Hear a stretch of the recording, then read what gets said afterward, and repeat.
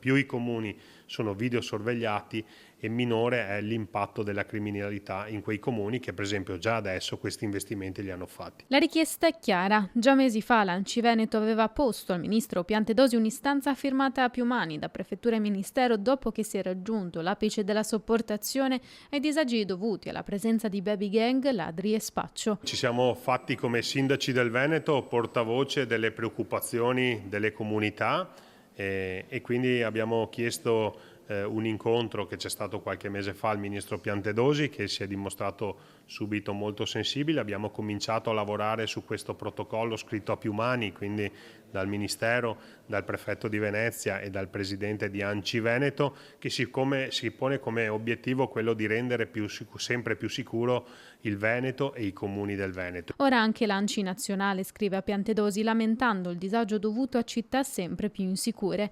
I cittadini vogliono sentirsi sicuri a casa loro, specifica il presidente di Anci Veneto, motivo per cui si chiede di rafforzare non solo gli organici, ma promuovere la sinergia tra comuni, prefetti e forze dell'ordine, compresa la polizia locale.